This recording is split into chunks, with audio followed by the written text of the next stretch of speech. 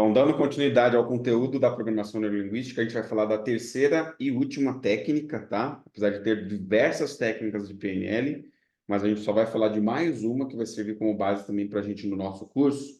Nós vamos falar sobre os sistemas representacionais VAC, que é visual, auditivo e sinestésico. Então, só para explicar para você o seguinte. O nosso cérebro, a nossa mente, o cérebro é o hardware, lembra, tá? Físico. E a nossa mente, o software que opera dentro do nosso cérebro, ele não faz distinção entre o que é real e entre o que é irreal, tá? Grava bem isso.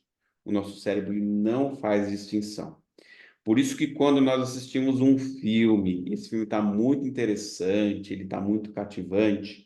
Se for um filme de terror, a gente se assusta. Se for um filme de drama, a gente pode chorar. Se for um filme de comédia, a gente dá risada.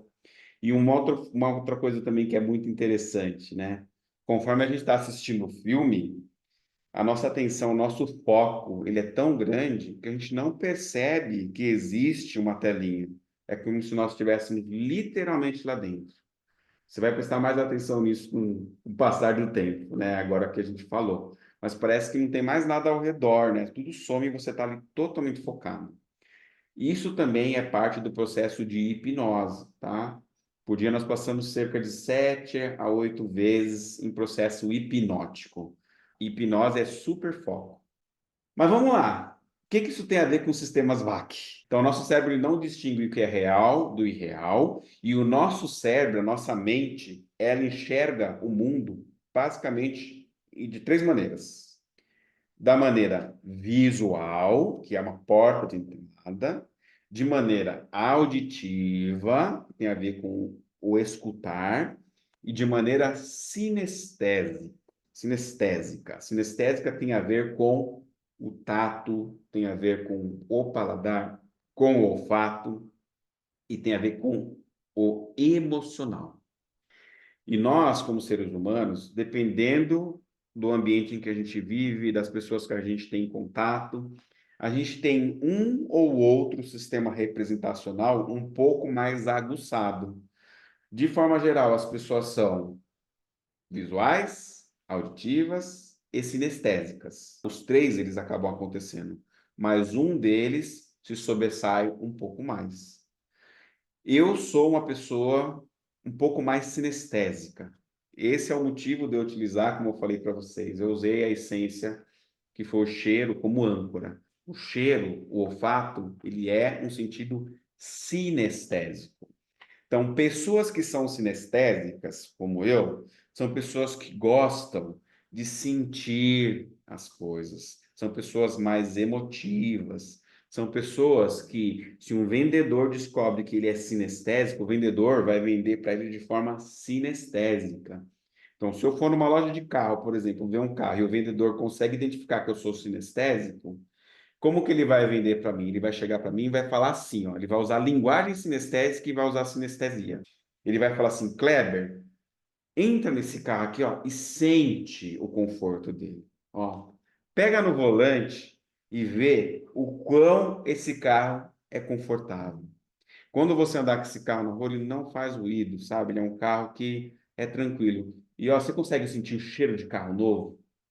Então, esse é o tipo de linguagem sinestésica. Ele vai fazer eu tocar e ele vai falar coisas sinestésicas, né? Sente o cheiro do carro novo, né? Quando você estiver andando na rua, você não vai ouvir barulho, né? Você vai andar mais tranquilo. O ouvido ele também é um pouquinho auditivo, né? Mas ele tem a ver com sinestésico. Por exemplo, eu gosto de escutar músicas mais graves, que tem batida grave. Por quê? Porque estremece, faz me estremecer. Então, são músicas que, por mais que seja som, mas mexe com a minha parte sinestésica, tá bom? Então, a pessoa sinestésica também, ela prefere se vestir de forma mais confortável e, assim, gosta de andar cheirosa, perfumada, mas não é o tipo de pessoa que talvez vai investir muito caro numa roupa bonita e tudo mais. Mas, como eu falei, nós temos um pouco dos três pontos. Já as pessoas que são visuais já têm essa característica de querer usar uma boa roupa para ficar bem estiloso, é o tipo de pessoa que não gosta muito de falar muito, são pessoas que usam linguagem visual, são pessoas que talvez, assim, elas vão utilizar nos recursos coisas mais visuais. Geralmente, pessoas visuais, ela tem uma característica muito forte de pessoas que têm cargos mais gerenciais, executivos. Por quê? Porque geralmente pessoas que têm cargo executivo são pessoas que não têm muita paciência, às vezes, para escutar muito. E assim, você tem que chegar direto e já mandar o dado de forma clara, visual. Então, sem muito texto, mais imagem, que uma imagem fala mais do que mil palavras. E a terceira característica é a característica de pessoas que são auditivas. Eu também sou um pouco auditivo. Então, pessoas auditivas são pessoas que gostam de falar bastante, são pessoas que usam muito entonação de voz, ritmo, que é a velocidade. São pessoas que na sua fala, na sua linguagem, usam palavras auditivas. Por exemplo, isso não me soa muito bem. Isso é uma expressão auditiva. Quando uma coisa não está boa e a pessoa fala, isso não me soa muito bem, o que que remete para a gente? Que ela está escutando alguma vozinha dentro da cabeça dela e que não está dando um bom recado. Pessoas auditivas também gostam de escutar também, mas vão se sentir muito mais agradadas quando a gente fala com ela usando rapport, né? Na verdade, os três, né? Mas usando rapport. Então, como que eu falo com uma pessoa que é auditiva? Se eu vejo que ela é auditiva, se eu percebo, eu vou usar um tom de voz talvez mais grave, usando variação do tom de voz, usando linguagem auditiva, tá bom? Então, no processo seletivo, é importante usar essas três coisas. E como que você pode se beneficiar sabendo que existem esses sistemas representacionais? Primeiro deles, se autoconhecendo. Será que você tem qual dos três sistemas mais aguçados? E por que que é importante saber? Porque a partir do momento que você sabe qual que é o sistema representacional predominante em você, você vai conseguir adaptar todo o seu método de estudo, as coisas que você tem que se desenvolver para o sistema representacional que você tem maior afinidade.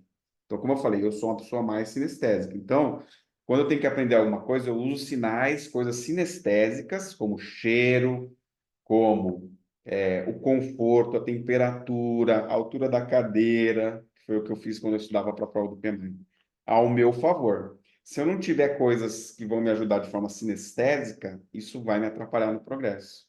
Então, por exemplo, eu já sou uma pessoa que eu não consigo trabalhar muito na bagunça, porque a bagunça, ela remete a um local não confortável. Então, eu gosto de conforto, mas também sou visual. Então, pessoal, cara, o ideal é você usar dos três recursos. E a outra coisa também, com a pessoa que você estiver interagindo, é usar as três abordagens. Se você souber qual que é o sistema representacional mais predominante nela, excelente. Existem maneiras de se fazer isso. E durante o processo seletivo, vou te falar como que você vai usar isso ao seu favor. Você vai lembrar desse conteúdo que eu estou passando agora. Então, vou colocar aqui mais referências sobre vídeos em relação aos sistemas representacionais e usa isso ao seu favor. Eu uso isso há mais de 20 anos e eu tenho sido muito beneficiado, né? Várias vezes eu fui promovido no trabalho por poder utilizar o rapport, por utilizar sistemas representacionais e até âncoras em pessoas que eu instalei em âncoras também. Então, nós estamos encerrando agora o módulo de introdução e a gente vai passar agora para o conteúdo que efetivamente interessa. Nós vamos começar a falar agora sobre técnicas e estratégias para buscar emprego, para montar currículo, participar de entrevista e tudo mais. Vejo você no próximo módulo. Muito obrigado por estar aqui com a gente.